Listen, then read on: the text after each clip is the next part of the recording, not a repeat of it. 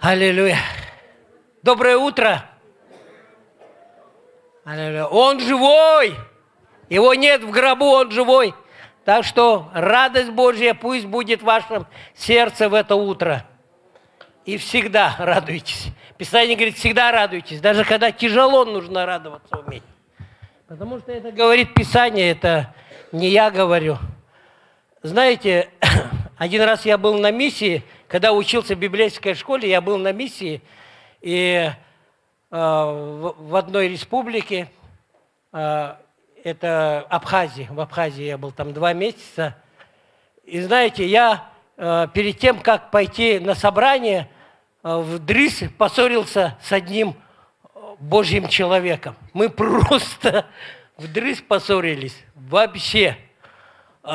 И я такой в белой одежде, одет, и такой оделся, так, думаю, сейчас собрание буду проводить, там люди придут, там будут и абхазцы, там, думаю, надо быть как-то выглядеть, такой белый, как Бенни Хинн, так оделся, думаю, сейчас как махну рукой там. С этой стороны упадут, с другой стороны исцеление пойдет, Дух Святой начнет двигаться. И вдрызг с ним просто разругались так, знаете. И я уже опаздывал, и я выбежал, и как раз дождь прошел. И я выбежал, чтобы добежать до собрания. Там недалеко было, знаете, и подскользнулся на луже. И как пролетел по этой, и у меня штаны порвались. Штаны порвались, знаете, весь в грязи, грязный такой. И меня Бог говорит, как ты хочешь собрание проводить, ты должен примириться прежде с Божьим человеком. Я пошел такой весь грязный к нему. Захожу, он сидит такой, смотрит на меня. Я захожу, весь штаны порванные такие, все, вот, ссадины здесь везде. Захожу, говорю, брат дорогой, прости меня. И он ждал, говорит, я, говорит, так ждал, говорит, что ты придешь. Знаете, вот иногда мы так, даже не слышим, знаете, не слышим Бога, не слышим Духа Святого. Иногда так поступаем, вот не чувствуем, Дух Святой говорит, а Дух Святой говорил, иди примирись, иди попроси прощения, иди к Нему. Нет, вот упертый, нет, он виноват, он же начал, вот он начал с этого слова, а потом так, и все накручивается. Вот он такой сволочь, вот такой. Представляете, учусь в библейской школе, уже на 2-й курс перешел, и такое из меня льется, думаю, Господи. И прихожу весь рваный такой, грязный такой. Прости меня. И он меня обнимает грязного, все, говорит, и свою одежду дал. Говорит, иди на... А у него одежда, он повыше, мне побольше. И он мне спортивную одежду дал. Я эту спортивную одежду дал, она на мне висит. И я на собрание пошел. Знаете, и там было хорошее собрание. Знаете, было хорошее собрание. Люди получали исцеление, потом мы общались очень хорошо, молились там. Дух Святой сошел так сильно. Знаете. Мы должны быть открыты Богу, Духу Святому. И Дух Святой должен работать с нашим сердцем. Мы должны быть чувствительны к этому. И сегодня моя проповедь, она называется «Добрый сын утешения». И когда я говорю, все нужно делать с любовью, да, всегда, когда я так говорю, все нужно, Бог всегда говорит мне, нужно все делать с любовью, все как для Господа, да, и мы должны задаваться этим вопросом, вот. Что же ты человек такой, если ты все хочешь делать с любовью, как для Господа? И такой человек, он называется муж добрый, муж добрый. Деяния апостолов откроем, 11 главу, и прочитаем. Мы сегодня не будем о нем проповедовать, но я хотел бы начать проповедь с этого мужа Божьего. Деяния 11 глава, и прочитаем там 23-24 стих. Здесь написано, он прибыв, и увидев благодать Божию, представляете, благодать Божию можно увидеть. Я, когда пришел вот сюда, в нашу церковь, я просто увидел благодать Божью. Вот реально говорю, я просто реально чувствовал, и я утешался здесь. Знаете, утешался, общаясь с вами. Кто-то подходил, кто-то что-то говорил, кто-то обнимал. Знаете, я ощущал утешение, которое мне нужно было. Мне оно очень нужно было. Я ощущал через вас, через каждого, через вас, кто подходил, кто говорил. Потому что я увидел эту благодать Божью в этой церкви. И здесь написано, видите, он, прибыв и увидев благодать Божью, возрадовался. И также все во мне внутри ликовало. Господь, как будто я не уходил никуда, как будто я никуда не переходил. И убеждал всех держаться Господа искренним сердцем. Ибо он был муж добрый. Слышите, муж добрый. Мы должны быть такими дочерьми, мужьями добрыми и исполненными Духа Святого и веры. Никак невозможно. Просто можно быть добрым. Таких добрых людей, их так много в этом мире, их так много. И они делают благодеяния и всякие добрые вещи. Но нужно быть еще исполненным Духа Святого и веры. И приложилось довольно народа Господа. И здесь также народ, он прилагается с каждым разом, потому что вы добрые сыны, добрые дочеря Божьи, которые исполнены Духа Святого, которые...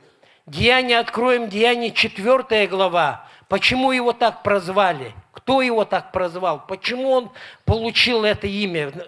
Читаем 4 глава Деяния и 36-37 стих. Так Осия, его, оказывается, не Варнава вообще звали, его Осия, оказывается, звали. Его имя по паспорту было Осия. Мы по паспорту можем, я могу быть Олегом, кто-то может быть Ильей, кто-то Светой. По паспорту, Светланой. Вот. И так Осия, прозванный от апостолов в Варнаве, апостолы его прозвали так. Апостолы его прозвали. Почему? Потому что они увидели в нем, они смотрели, когда он служил, когда он был в церкви, когда он ездил на эти миссионерские путешествия, они смотрели и они видели в его служении вот эту любовь Божью к людям. Они видели, что он утешал людей. Он не оскорблял, он не показывал себя, свою гордость, свою напыщенность, свой ум. Что значит сын утешения? Варнавою, сын утешения. Потому что они видели, как он утешал раз за разом. Вот. Левит, родом киприянин, у которого была своя земля, продав ее, принес деньги, положил к ногам. Так он еще был щедрый очень человек. Он был щедрый человек. И такие люди, они есть в каждой церкви. У нас такие люди есть здесь в церкви. Аллилуйя. Знаете, неприятно же будет, вы просто поймите, неприятно, когда тебя будут называть, а это сын и дочь, это сын ропотник, это дочь завистница. Представляете? Но в церкви мы должны называться сынами, дочерьми утешения, а не ропотники, не упрямые. Он упрямый, он никогда не попросит прощения. Он как-то упрется просто и все. Еще лицо хмурое сделает, еще важно будет ходить здесь. Нет, мы не такие, знаете, мы сыны утешения. Мы не сыны непрощения. Мы сыны прощения. Сыны милости. Должны нести это. Знаете, такой пример очень хороший, это правдивый пример. В одной церкви, знаешь, такие есть церкви, особенно маленькие церкви, где у них свои уставы, свои законы. Знаете, они иногда так думают, сидят там 30-40 человек там и думают, что они только на небо идут. Больше никто не идет, никому руки не подадут, ни с кем не поздороваются. Пастора их другими пасторами не дружат и не хотят дружить. У них свой устав. Знаете, и в такой церкви один брат на членском собрании, он говорит: дорогие мои братья и сестры, отпустите меня в другой город, в другую церковь, потому что я хочу жениться. Я там нашел хорошую, прекрасную сестру. Отпустите меня с миром. И тишина. Как будто все в рот воды набрали. Тишина. И он так несколько раз обратился, но все молчали, потому что у них по уставу нельзя было отпустить с миром, потому что они боялись, что он пойдет в ад из-за этого, потому что он перейдет в другую церковь. Знаете. И один мудрый брат, он встал и решил помочь ему, и он говорит: слушай, брат, знаешь, если ты у меня будешь просить денег, а у меня в кармане, на счетах их нету, я тебе их не могу дать. Так же и здесь, когда ты просишь, чтобы тебя отпустили с миром, но у них, у самих друг с другом нету мира. Как они тебя могут отпустить с миром? У них нету. Так что езжай без мира. Знаете, вот так же и мы. Чем мы богаты? Чем мы богаты? Богаты чем? Чем мы наполнены? Исполнены ли мы Духа Святого? Исполнены ли мы радостью? Исполнены ли мы милосердием, милостью друг другу? Умеем ли мы прощать друг друга? Или мы не можем это? Или мы важные? Со мной не поздоровались, на меня не посмотрели. Меня сегодня не обняли. Мне сегодня не сказали добрых слов. И знаете, мы превращаемся в сынов ропотников, сынов завистников, сынов непрощения. А мы сыны утешения, мы наполнены Божьим Словом, мы исполнены, у нас есть вера, потому что только мы можем угодить Богу верою.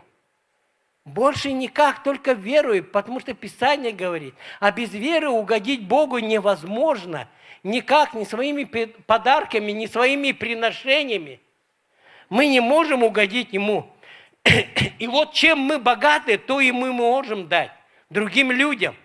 И мы должны научиться принимать утешение, я вам скажу, дорогие. Должны научиться. Вы скажете, да зачем мне учиться? Вы так просто. Знаете, Писание об этом будет говорить. И мы сегодня увидим об этом из истории разных, что многие люди, они не принимают утешения. Они так и ходят сынами-ропотниками, дочерьми зависти, злобы, злоречия, клеветники. Знаете, такой простой пример. Вот у меня дети, у меня их 6, но двое не моих, это от первого брака у моей жены, но 4 это мои дети. И когда они росли, то знаете, сколько раз я их утешал? Они чем больше, старше становятся, они более и более понимают. Но младшие они, знаете, когда они хотят что-то, дай. Они не понимают, когда их начинаешь утешать. Когда им это не нужно, например, там, какие-то ненужные сладости, да есть ужасные, которые горят буквально. Объясняешь, утешаешь, или куда ты должен пойти там, с кем-то встретиться, что нельзя это, сейчас не время там, и тому подобное. Утешаешь, и иногда назрыт, он плачет. И ты утешаешь, обнимаешь, утешаешь своего сына. Потому что ты так любишь, я так люблю детей своих. Знаете. И также мы, как взрослые, когда Бог хочет нас утешить, а мы Его только дай. Дай это, дай то, дай это. Он как бы даятель только у нас. Но на самом деле Он хочет нас утешать. Знаете, потому что в жизни кто-то пережил всякие трагедии, кто-то развод пережил, у кого-то сын алкоголик или наркоман, или муж, у кого-то какие-то болезни, у кого-то банкротство, у кого-то неверующие все родные, он один верующий, ему так трудно это проходить. У кого-то иногда смерть близких это очень, потому что я проводил когда похороны. Я общался с этими людьми, знаете, и люди все по-разному переносят потерю своих родных и близких. Это утрата, конечно. Но мы знаем, куда наши дети, когда, если они спасенные, куда они идут. Мы дальше будем смотреть. Давайте откроем 2 Коринфянам. Хорошее очень место Писания. 2 Коринфянам. Сегодня будет много мест Писаний. 2 Коринфянам, 1 глава и 3-4 стих. Это основной вот, к нашей проповеди. Здесь написано: «Благословен Бог и Отец Господа нашего Иисуса Христа, Отец милосердия и Бог всякого утешения». Здесь написано «всякого утешения», «всякого». Он может все утешить, все везде. И смерти родных, и близких утрате, и болезни самые страшные. Он все, здесь написано «Бог всякого утешения, утешающий нас во всякой скорби нашей, чтобы и мы, слышите, чтобы и мы могли утешать находящиеся во всякой скорби тем утешением, который Бог утешает нас самих». Вот. Однозначно, ясно, четко, только этим утешением, которое мы проходим. Потому что кто прошел, я, например, пил больше 20 лет, пил ужасно. Я могу утешать алкоголиков. Наркоманов умею, потому что я тоже наркотики употреблял. Матершинников, кто матерится ужасно. Потому что я как сапожник матерился. Я вот нормальных слов, у меня 8 классов образования, я одно предложение не мог сказать. На одних матах и жаргонах говорил. И все удивлялись, общаются со мной как? На одних матах и жаргонах говорил. И Бог, Он очистил, утешил меня. Он меня утешал на протяжении многих лет, утешал. Когда я говорил, я не могу проповедовать, я не могу говорить, я не могу общаться с людьми. Господь, помоги. Бог меня утешал. И Бог меня направлял. Утешать – это не только гладить и обнимать. Утешать – это значит наставлять. Это учить, наставлять, увещевать. Вот что такое утешение Божье. Он не хочет тебе только конфетку и колбасу тебе дать. И все твои прихоти исполнить. Он хочет тебя научить, наставить, увещевать прежде. Конечно, Он как отец всегда обнимает, Он всегда любит, Он всегда смотрит в твои глаза. Он видит это. Аллилуйя. И здесь мы прочитали об этом, да? И получив утешение от Него, мы должны утешать других, утешать других людей, направлять это. Потому что Бог, Он есть всякого утешения. И мы должны научиться. Потому что настоящий утешитель – это только Господь. В миру люди, психологи есть, конечно, они специалисты, там что-то помогают. Но иногда печально бывает, ты заплатишь деньги этим специалистам, но ничего не получаешь. Ты уходишь оттуда разбитый. Сколько я ходил насчет там спины, поясницы, советовался, только советников, знаете, и везде нет огорчения везде. Но Бог через Божьих людей правильно направляет, правильно говорит. Конечно, нужно, есть хорошие специалисты, когда ты приходишь, и он ясно, четко понимает. Почему нам нужна вера? Вот смотрите, вера почему? Вот у меня был, я когда в 3-й поликлинике был, прописан по Лермонтовой еще, там по 77, то в поликлинике был терапевт. Он уехал уже, мужик. Вот он был от Бога врач. Потому что врачей есть от Бога, есть не от Бога, а есть не дай Бог. А есть от Бога просто врачи. Просто прекрасный. Вот он от Бога был врач. Он мне сразу говорил, когда я приходил к нему, начинал жаловаться, он мне сразу говорил: ты посмотри на свой живот, с машины спрыгнул, на машине ездишь, да? Везде, везде, с машины спрыгнул, быстро. Пешком ходить надо. Жрать не надо, кушать надо. Смотри, врач от Бога. Ясно, четко. Не таблетки. Врачи сразу первое, что у них предписано сразу таблетки, дорогущие таблетки тебе выписать. А он мне сразу сказал, посмотрел на мой живот, а у меня тогда вообще, мне 97 килограмм было. Это сейчас у меня 89, да? А тогда 97 вот такой прям, как будто рожу скоро ходил. И он мне сразу сказал, ты посмотри на тебя сколько лет там. А мне еще только 50 с лишним было. И он сразу, знаете, вот есть, знаете, посмотрим Иоанна, я уже что-то сбился, с Иоанна откроем 14 главу и прочитаем Иоанна 14 глава, 26 стих.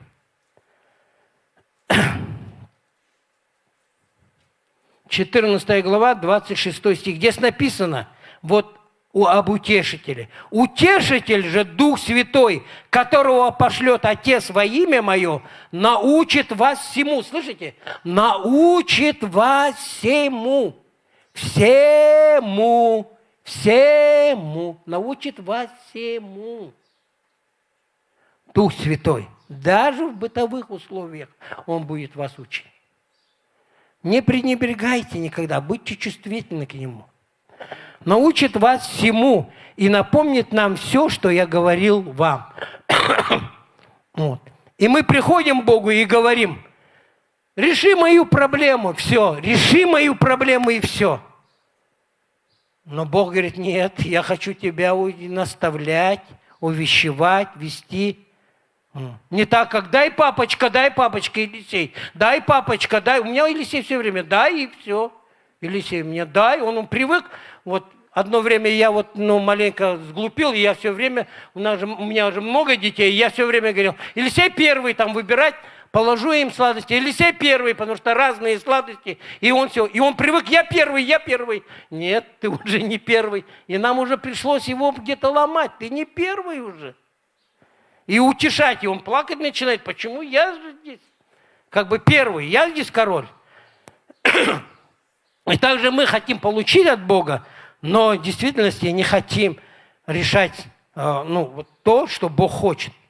У нас есть другой вариант, понимаете? Вот. И нам нужно что-то пройти, а мы не хотим это проходить. Почему? Потому что это сложно. Знаете, библейский принцип такой, очень важный. Самое главное в Евангелиях, по всем Евангелии, это две заповеди. Какие? Возлюби Господа Бога всем сердцем своим и всем разумением, и возлюби ближнего своего. Это две главные заповеди. И вот когда мы исполняем эти две заповеди, тогда мы живем в полноте Божьей. Тогда мы становимся зрелыми. И тогда когда Бог нас утешает, здесь написано, идите и утешайте этим утешением, которых я утешил вас. Смотрите, практический пример. Можно там два вопроса? Практический вопрос. Нет, вопрос и ответы. Как отвечает? Практический вопрос. Было, когда вас очень сильно кто-то обидел.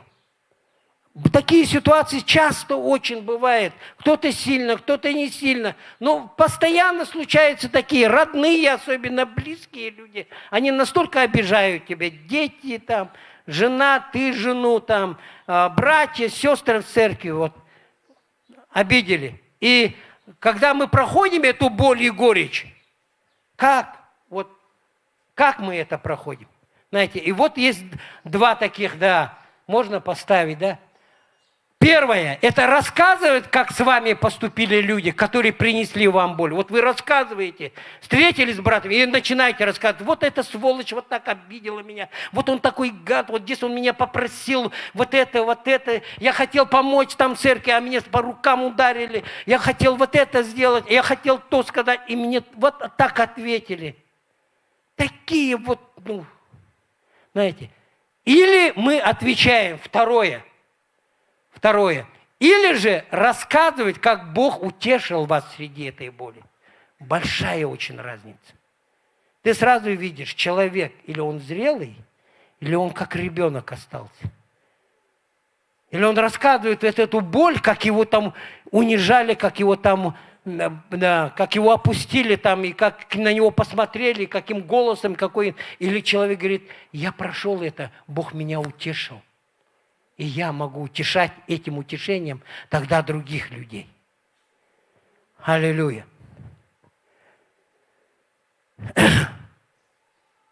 Потому что мы призваны отдавать. Блажение давать, нежели принимать. Мы призваны любить. Мы призваны любить. Мы созданы, чтобы служить. Давайте мы откроем 1 Фессалоникийцам. 1 Фессалоникийцам, 4 главу.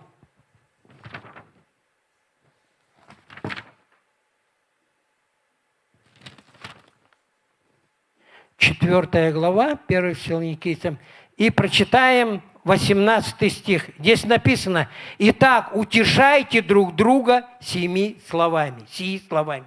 Мы должны утешать друг друга. Не наполнять всякой грязью, всякими сплетнями, всяким ропотом, всяким недовольством, всякой злоречью. Мы должны утешать друг друга через Слово Божье. Потому что верили вы, Писание говорит, верили вы, испытываете себя, верили мы. В кого мы верим? Мы верим, вот смотрите, верим мы как? Мы верим в объект, да? Также многие люди вот так живут. Они верят в что-то. В столб якутский верят там. Завязочки верят там. В речку там, в гору. Объект есть какой-то. Якутская вера, она в объект всей природы. Но у нас объект – это Иисус, объект.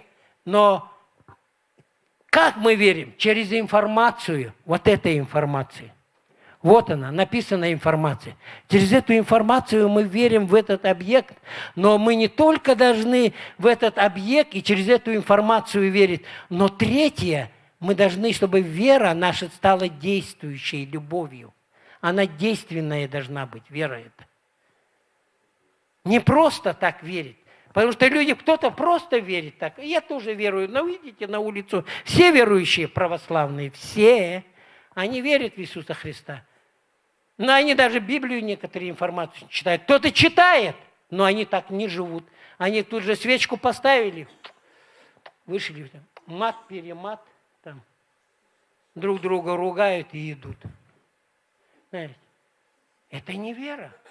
Вера должна быть, мы верим в Иисуса Христа, мы читаем через Слово, наша вера растет, и мы живем так, мы поступаем так, мы начинаем жить так. Филимону откроем, Филимону 1 глава, Филимону 1 глава, Филимону 1 глава.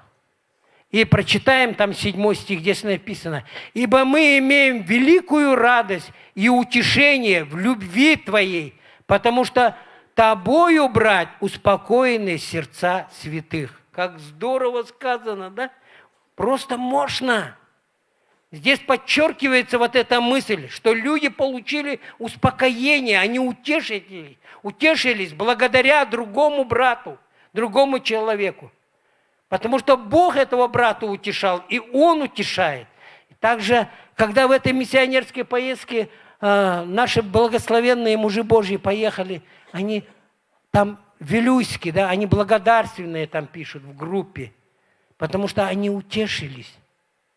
Они утешились через Слово Божье, через молитвы эти, через то, что принял решение брат Семен помочь им, потому что у них зимой церковь замерзла, и батареи они треснули.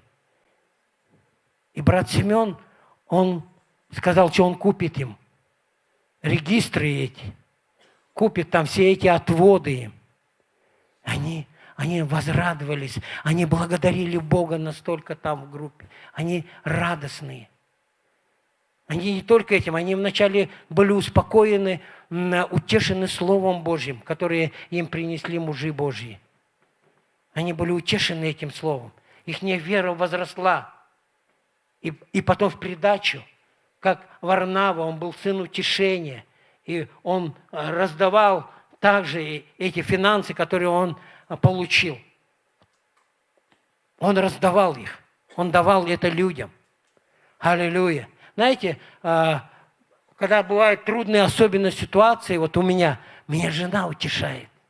Так прекрасно. Я один раз стоял в душе, и меня было так, меня просто опустили до самого плинтуса, и я просто стоял, мылся, и говорю: Господи, Господь, утешь меня, пожалуйста, через жену. Утешь, я плакал, просто стоял. Знаете, я вышел, и она меня сразу встретила, она меня обняла, она мне сказала: Олег, ты у меня самый хороший, ты самый прекрасный муж. Несмотря на твои эмоции, несмотря, что ты такой взрывной иногда бываешь. Она обняла меня. Она меня целовала. Знаете, и я сразу сказал: спасибо, Господь. Спасибо огромное тебе. Огромное. Ты только я вышел с души, ты мне сразу, я попросил тебя, и ты мне сразу утешил. Огромное спасибо. Знаете, мы иногда настолько черствыми становимся, не чувствуем Духа Святого. Он во всех мелочах, в любом прикосновении, в любом взгляде. Даже просто люди улыбаются и смотрят на тебя. Знаешь, как это тебя наполняет? Когда тебе с утра, знаешь, как приятно. Когда тебе с утра: привет, брат Олег. Ты утешаешься. Также была ситуация у меня. Один раз я проводил собрание тоже на миссии. Также я был на миссии. Это уже в Дагестане. И когда я тоже сидел, тоже разбитый весь, мне надо было проповедовать, там попросил служитель, говорит: Олег, послужи, пожалуйста, нам. Я просто разбитый. Какую-то информацию получил, что-то с кем-то поругался и сидел там на первом ряду. И одна сестра, она пробежала нас с левитов, и она пробежала и говорит: привет, улыбайтесь, пастор. У-у. Знаете, и у меня все сразу, дух поднялся. Бог любит тебя. В конце: Бог любит тебя. Прямо так. Знаешь, и так тебе внутри просто, как мы сегодня левиты пели, огромное вам спасибо. Просто ты паришь среди шторма. Взлетаешь. Какой бы был ни шторм, как бы ни было тяжело, как бы ты взлетаешь буквально. Ты паришь в этом шторме. Потому что Бог тебя утешает, потому что Бог тебе дает эти силы, потому что не ты такой, потому что не такие люди, а Бог такой. Он использует все, самое ничтожное, Он возьмет и будет использовать, чтобы поднять тебя. Он скажет: ты сын, ты дочь моя утешение, ты сын. Аллилуйя. Вот моя Татьяна, она ездила, я ее слушал, она ездила на выезд. Огромное спасибо вам, сестры. Она настолько утешилась. Огромное спасибо вам, сестры, которые служили 3 сестричкам в этом выезде. Она приехала, рассказывает, и у меня внутри бурлит все от радости. Знаете? Спасибо огромное вам, сестры, за ваше служение. Что Духом Святым наполнены, нужно служить церкви-то, утешать людей, говорить это слово. И выезжайте, больше, сестры, если вас приглашают, не стесняйтесь, выезжайте. Это чудесное, прекрасное служение. Потому что Бог, Он всякого утешения, Он использует все и вся. Знаете, но знаете, есть люди, которые отказываются от утешения. Я все время думал, что люди никогда в жизни не отказываются от утешения. Но есть такие люди, я встретил их в церквях, которые не хотят утешения, которые полны горечи. Особенно те, которые потеряли своих родных и близких. Они полны горечи. У них обида такая ядовитая на Бога и на людей. И они не хотят простить. Знаете, как вот мы прочитаем местописание, давайте откроем. Матвея 2 главу. Матвея 2 глава. Матвея, 2 глава, 18 стих. Здесь написано: «Глас в раме слышен, плач и рыдание, и вопль великий. Рахиль плачет о детях своих и не хочет утешиться, ибо их нет». Не хочет. Слышите, она не хочет утешиться. Вопрос, почему? Конечно, здесь вот если смотреть, это последствия греха. Кого греха? Чего греха? Чужого греха, этого царя Ирода. Его греховная вот эта натура. Эти дети, они были побиты. И в жизни бывает и от нашего греха какое-то что-то происходит. И здесь вот последствия. И также то, что дети безвозвратно, они умерли. Она плачет, она знает. Но у нее нет понимания, она не понимает, она не может утешиться. Когда мы понимаем, что им там лучше, они дети невинные. Сколько таких матерей было, которые потеряли своих детей. Я вот с одной общался, она на могилу просто приходила и лежала на могиле и плакала. Лежит и плачет, и зовет своего мальчика. Он на небе, ты спасенная, ребенок он невинный, он на небе. Но она не хочет. Она не хочет. Она бегала везде, просила то одного, то другого. Мой ребенок должен воскреснуть, потому что все, она решила так. Мой ребенок должен воскреснуть. И она не хочет утешиться. Она не хочет. Также многие, они не хотят утешиться. Им говорят, им советуют. Говорят из Библии место Писания. Но не хотят. Не хотят. Просто не хотят. Мы должны довериться, как я сказал, верою принять. Верою принять то, что Бог говорит. Довериться Богу, который утешитель в любых неприятных ситуациях. Он утешитель все равно. Он самый лучший утешитель. Лучше нету. В самых болезненных ситуациях он утешитель. Если мы остаемся в своей печали, Писание говорит об этом, то у нас поднимется бунт, горечь поднимется, обида. Потом это все перерастает в депрессию. Знаете, вот 2 Коринфянам откроем. 2 Коринфянам 7 главу. 2 Коринфянам 7 глава. Очень хорошо там сказано. 2 Коринфянам 7 глава. И будем читать 10 стих. Здесь написано: «Ибо печаль ради Бога производит неизменное покаяние ко спасению». Слышите? Печаль по Богу.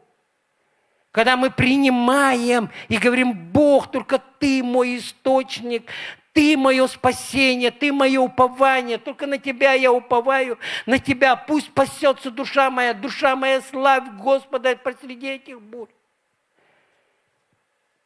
А печаль мирская производит смерть. Печаль мирская – это ты жалеешь себя, любименького. Меня обидели, меня бросили, со мной так поступили. Знаете, я был свидетелем одной истории. Это вот я когда пастором в Бердянске служил, и в деревню мы поехали, и как раз в этот день у одного мальчика, она верующая сестра, у мальчика собаку машина переехала. Машина переехала. И что-то кто-то говорит. И знаете, он так плакал, он так рыдал. Маленький щеночек такой красивенький щеночек, лайка какая-то там была. И он его так на руки берет и так затаскивает, и машина проехала, он из собаки там уже кровь идет, там, со рта, там, с ушей. Он так ревет, прямо ревет, прямо до невозможности. Его родители успокаивают там, и папа, и мама там его успокаивают. И он не может просто остановиться, ревет. Они его утешают, там, и мы купим тебе новую собаку, еще лучше там. А он все равно ревет. Понятно, это объект его любви был. Он любил эту собаку, и она ему нравилась. Но почему, как уже, если подумать, почему это происходит, почему он не может утешиться? А потому что ему-то, знаете, себя жалко. В детстве бывало такое, я сам себя тоже часто жалел, когда меня папа там наказывал или что-то случалось. Я сам себя жалел иногда. Очень сильно. Потому что, знаете, что вот мы очень глубоко утверждены в том, что нам нужно утешение, потому что нам жалко кого-то или что-то, но на самом деле нам жалко самого себя. Не кого-то, ничего-то. Мы сами себя жалеем, если мы не знаем Бога, если мы не понимаем, что нам нужно получить утешение. Вот мы откроем здесь же, в этой главе, мы прочитаем. Нам нужно смиряться под Бога, под Его крепкую руку. Здесь же 2 Коринфянам, 7 глава, 6 стих. Здесь написано: «Но Бог, утешающий смиренных». Смотри, Он смиренных утешает. Он гордых не утешает. Потому что Бог гордым противится. Слышите? Бог гордым противится, а смиренным дает благодать. Вначале люди не понимают и говорят, что с самого начала начинается? Где самое начало? Страх Господень. Начало мудрости написано. Нет. Вначале смирение, а потом страхом. Потому что за смирением следует страх Господень, и потом уже все остальное. Если человек не смирится под крепкую руку Божью, толку нету. Вот он и не хочет принимать ни утешения, ничего. Отстаньте от меня. Или люди часто очень говорят: да тебе легко, говорит Олег Иванович, у меня такая ситуация. Вам легко, говорит, из этой Библии тыкать, мыкать. У меня такая. И себя жалеет. Видно, хватит жалеть, выйди из этой ситуации. Выход один только к Иисусу.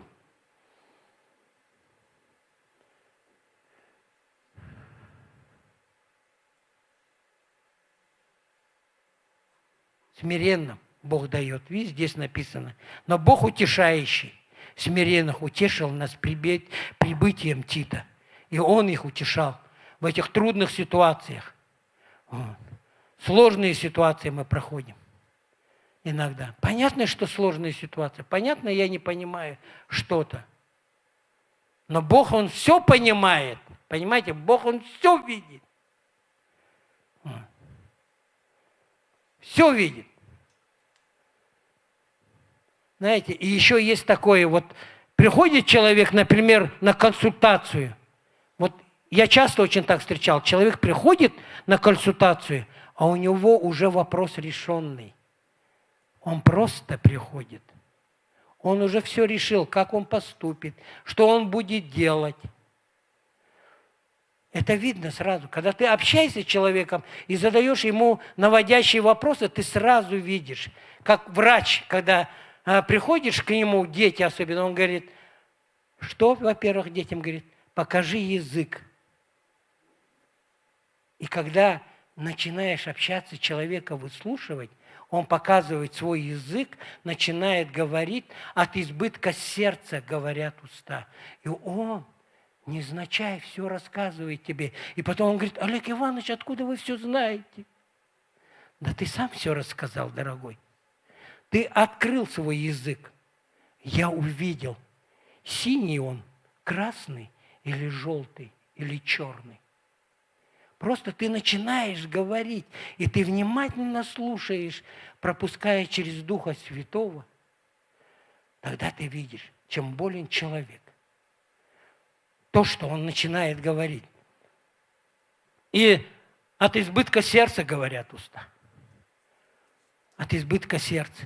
Знаете, я раз Мы когда вот ездили в Питер, и раз мы такой праздник устроил я детям. Ну, я каждый день мы им устраивали праздники. Спасибо за Татьяну, она там все расписала, весь график. Мы ездили там все на бесплатных, много каких аттракционов. Вообще там, оказывается, для многодетных есть столько много. И мы так благодатно проводили это время. Знали, когда поехать, в какие дни там в Петергофе бесплатно, в каких-то аттракционах там. Настолько. И один раз я ему устроил такой шикарный праздник, и мы там и все ели, и в кафе. Мы кафе-то особенно, мы там дома все время варили. Тут в кафе решил их накормить, там покатались, и здесь поездили. Все. И потом я еще такой на эйфории. Вечером поедем еще туда. Потому что мы не особо богатые люди, мы не бизнесмены. Ну, и я говорю, поедем туда, и дети такие, для них все это радость, такие. И вечером вдруг в Санкт-Петербурге пошел дождь, стало холодно. Тут мне 61 год, кости заболели. Думаю, Господи, обещал. Я говорю, дети, наверное, скорее всего, не поедем. И тут началось. Вам скажу, мне столько надо было терпения, долго терпения, столько надо было их утешать. Ой, особенно Елисей, он как завелся, это все, включил 7-ю скорость. И мне приходилось утешать. Знаете почему?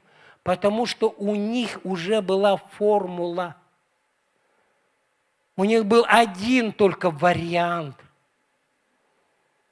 Мы едем и гуляем в ночной Петербург.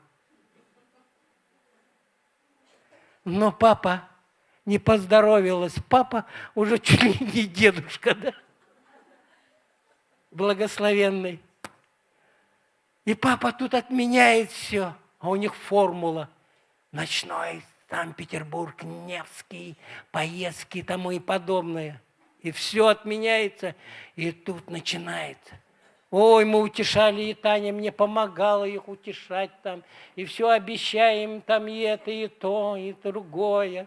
Успокаиваем их как можем. Буля-ля, люля, спите, пожалуйста, не ложитесь на краюшки. Они не успокаиваются, потому что у них один вариант. Едем в ночной Петербург, на Невский, еще на лодках будем кататься там. Один вариант. Ой, Господи. И с нами так бывает. С нами так бывает, что печально. С нами так. У нас есть одна формула. Одна формула, которую мы сами себе нарисовали, свою картину нарисовали. Она такая мазюка, эта картина, клякса, а мы нарисовали и суем ее отцу. На, смотри, отец, вот это хочу. Подайте мне, пожалуйста, отец, а то обижусь. А он утешает, говорит, не надо тебе такая-то клякса. Зачем? Я тебе красивую картину приготовил для твоей жизни. Зачем она, если тебе клякса? Выкини ее. Нет, это моя картина. Самая лучшая. Знаете, как написано в Исаии 55, скоро будем заканчивать. Исаия 55. Исаия 55. И 8-9 стих прочитаем. И он говорит, мои мысли не ваши мысли. Не ваши пути, пути мои, говорит Господь. Но как небо выше земли, так пути мои выше путей ваших, и мысли мои вышли выше мыслей ваших. Аллилуйя. Он говорит, нет, нет, нет, нет. И я им объясняю, ваши мысли не мои мысли. Они не понимают этого совсем. У родителей другие мысли. Ваши мысли низменные. У родителей чуть повыше. У Бога намного высоко. Аллилуйя. Знаете. И бывает,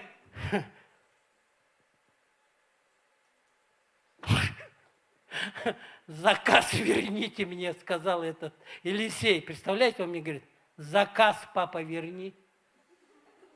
Я вообще от него, заказ верни. И я думаю, вот это да. Откуда он это взял-то? Видите, как дети какие, да? Заказ, папа, верни. Опа! У нас здесь так хорошо. Знаете, человек принимает утешение тогда, когда он живет на божественных этих принципах. Когда мы начинаем жить и живем на этих божественных принципах, тогда мы принимаем утешение. Если мы не живем на этих божественных принципах, мы не примем, мы свою картину нарисуем. У нас свои будут мысли. Например, ты знаешь, 100% тебе надо простить. И что тебе станет легче от этого? Что ты получишь мир и радость. Но ты не хочешь простить. Потому что ты гордый. Ты заносчивый. Извини меня маленько. Не будь таким. Будь гибким в Духе Святом. Гибким, мягким. Слушай Его. Если Он говорит попросить прощения, иди навстречу, подай руку. Если мы знаем, надо любить людей, надо любить. Если знаем утешать, надо утешать. Вот. Не обижаться. Ну, у меня веские причины, Олег Иванович. У меня веские. Вот я тебе вам рассказываю. И показывает свой язык. Он черный уже. Закрой. С любовью. Иди попроси прощения. Отпусти. Не надо наступать на горло брату. Отпусти его. С миром. Как Библия говорит, плачет, но не хочет. Плачет, но не хочет. Не хочет переступить. Точка, все. Знаете, вот наша греховная натура настолько сильна, что мы иногда хотим даже отомстить. У вас такого не бывало? Вы такие чистые. У меня такое было в мыслях. План Б. Жестко отомстить. Жестоко опрокинуть этого брата или эту сестру. Знаете, вот как прочитаем про Судей 15 глава. Судей 15 глава. Судей 15 глава после Иисуса Навина. 15 глава, и прочитаем там 7 стих. 7 стих. Самсон сказал им, хотя вы сделали это, но я отомщу вам самим, и тогда только успокоюсь. Только когда. Вот часто так уже бывает, встречаетесь. Пока не отомщу, не успокоюсь.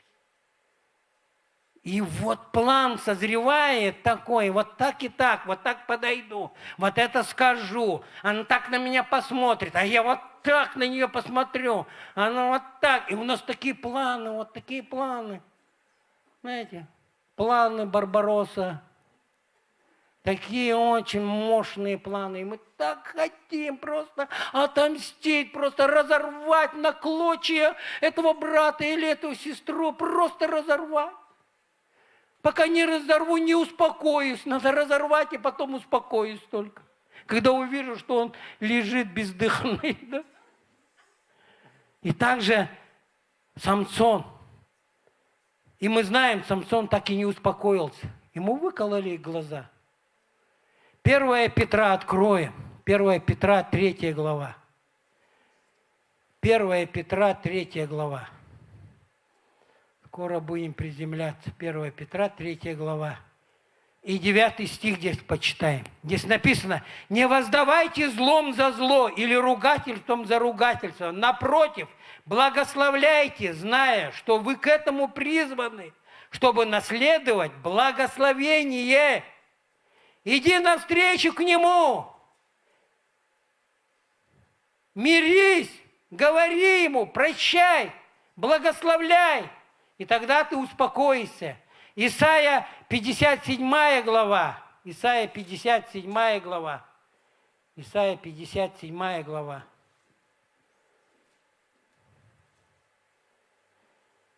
Глава, 21 стих прочитаем. «Нет мира нечестивым, говорит мой Бог. Им покой только снится нечестивым. И мы же нечестивые, мы же праведники, мы же дети Божьи, мы же сыны утешения, дочери утешения. Мы же несем милость и любовь, чтобы нам покой, Он всегда шел с нами. Мир, покой. Аллилуйя. Знаете, что сделай, если которого ты брата не можешь простить, позови его на день рождения и подари ему самый хороший подарок. Он будет побежден. Позови и подари ему самый лучший подарок. Аллилуйя! Аллилуйя! И этим придет утешение и в твою жизнь, и в нашу. И заканчивая, мы будем Откровение, последнее место Писания читаем. Откровение, 21 глава. И прочитаем 7 стих. «Побеждающий наследует все, и буду ему Богом, и он будет мне сыном». Аминь. Будем мы такими. Будем мы такими. Прощение, оно всегда приносит утешение. Прощение, можно, да? Прощение равно утешение. Прощение, оно всегда приносит утешение. Прощение равно утешение. Однозначно. Аллилуйя.